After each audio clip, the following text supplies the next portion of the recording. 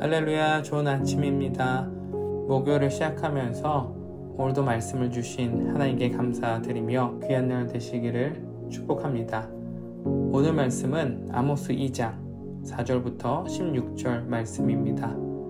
여호와께서 이와 같이 말씀하시되 유다의 서너 가지 죄로 말미암아 내가 그 벌을 돌이키지 아니하리니 이는 그들이 여호와의 율법을 멸시하며 그 율례를 지키지 아니하고 그의 조상들이 따라가던 거짓 것에 미혹되었음이라. 내가 유다에 불을 보내리니 예루살렘의 궁궐들을 사르리라. 여호와께서 이와 같이 말씀하시되 이스라엘의 서너 가지 죄로 말미암아 내가 그 벌을 돌이키지 아니하리니 이는 그들이 은을 받고 의인을 팔며 신 한 켤레를 받고 가난한 자를 팔며 힘없는 자의 머리를 띠끌 먼지 속에 발로 밟고 연약한 자의 길을 굽게 하며 아버지와 아들이 한 젊은 여인에게 다녀서 내 거룩한 이름을 더럽히며 모든 제단 옆에서 전당 잡은 옷 위에 누우며 그들의 신전에서 벌금으로 얻은 포도주를 마심이니라. 내가 아모리 사람을 그들 앞에서 멸하였나니 그 키는 백향목 높이와 같고 강하기는 상수리 나무 같으나 내가 그 위에 열매와 그 아래 뿌리를 진멸하였느니라. 내가 너희를 애굽 땅에서 이끌어내어 40년 동안 광야에서 인도하고 아모리 사람의 땅을 너희가 차지하게 하였고 또 너희 아들 중에서 선지자를 너희 청년 중에서 나실인을 일으켰나니 이스라엘 자손들아 과연 그렇지 아니하냐? 이는 여호와의 말씀이니라.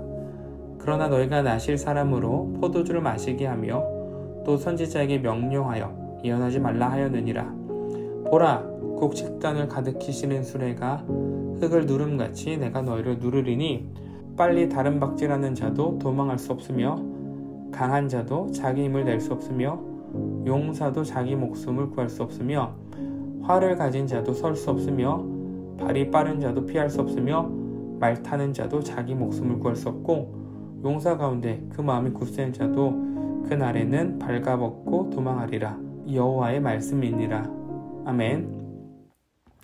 오늘 말씀은 하나님의 백성인 유다와 북이스라엘의 죄가 드러나는 말씀입니다. 아모스 2장 4절 여호와께서 이와 같이 말씀하시되 유다의 서너 가지 죄로 말미암아 내가 그 벌을 돌이키지 아니하리니 이는 그들이 여호와의 율법을 멸시하며. 자, 남유다의 죄는 무엇입니까? 율법을 지키지 않은 것입니다. 자, 율법은 언제 지켜야 될까요? 매 순간, 매일의 삶 속에서 지켜야 되죠. 특별한 상황, 시간에만 지키는 것이 아니라 일상의 모든 순간 율법을 지켜야 됩니다. 북이스라엘의 죄는 무엇입니까? 아모스 2장 6절이죠. 여호와께서 이와 같이 말씀하시되 이스라엘의 서너 가지 죄로 말미암아 내가 그 벌을 돌이키지 아니하리니 이는 그들이 은을 받고 의인을 팔며 신 한 켤레를 받고 가난한 자를 팔며. 어제 본문을 살펴보면 이스라엘의 주변 국가들의 죄는 전쟁 중 잔인하게 사람을 죽이고 약자들을 짓밟는 그런 죄였죠. 죄의 영역이 전쟁과도 같은 특별한 상황에 국한되어 있었습니다. 그런데 오늘 북이스라엘의 죄는 무엇입니까? 돈이면 의인이든 가난한 자이든 파는 세상이 된 것이죠. 본문에서 의인은 법적으로 도덕적으로 바른 사람을 의미하고요. 가난한 사람은 고된 노동을 통해서 생계를 유지하는 극빈자들을 의미합니다. 이들은 아마도 빚을 진 사람일 가능성이 높고요. 빚을 갚지 못해서 노예가 된 것이죠. 물론 빚을 갚지 못하면 우리는 어떤 방식으로든 갚아야 됩니다. 레위기서를 살펴보면 가난할 경우, 빚을 질 경우죠. 몸으로 그 값을 치러야 된다라고 말하고 있고요. 그러나 또한 성경이 말하는 것은 그들을 소유물로 여기지 말 것을 당부합니다. 왜냐하면 하나님의 백성이기 때문이죠. 그런데 아모스서 당시 권력자들은 이 대규모로 토지를 소유하고 부를 누렸습니다. 반대로 농민들은 점점 더 가난해져 왔어요. 생계를 위해서 어쩔 수 없이 빚을 져야만 했죠. 빚을 갚기 위해서 가족 중 한 명을 노예로 팔아버려야 하는 슬픈 현실이었습니다. 이런 모습이 일상이 된 곳이 바로 북이스라엘이었습니다. 왜 이런 나라가 되었을까요? 성경은 하나님의 율법, 말씀을 떠났기 때문이다 라고 말합니다. 말씀을 떠났다라는 것은 율법의 두 가지 기둥인 하나님 사랑과 이웃 사랑을 실천하지 않았다라는 거예요. 남유다와 북이스라엘의 삶의 모습이 거룩하게 살지 않았다라는 것입니다. 창세기 4장에서 가인과 아벨이 하나님께 제사를 드리죠. 그런데 하나님께서 아벨의 제사는 받으시지만 가인의 제사는 받지 않으십니다. 하나님은 왜 가인의 제사를 받지 않으셨을까요? 말씀은 이렇게 말합니다. 하나님께서 가인에게 하시는 말씀이죠. 창세기 4장 7절 네가 선을 행하면 어찌 낯을 들지 못하겠느냐? 선을 행하지 아니하면 죄가 문에 엎드려 있느니라. 죄가 너를 원하나 너는 죄를 다스릴지니라. 네가 선을 행하면, 너가 선한 삶을 살았다면 내가 왜 제사를 받지 않았겠느냐? 라는 말씀인 것이죠. 하나님께서 가인의 삶을 받지 않으신 겁니다. 가인의 일상을 받지 않으신 것이죠.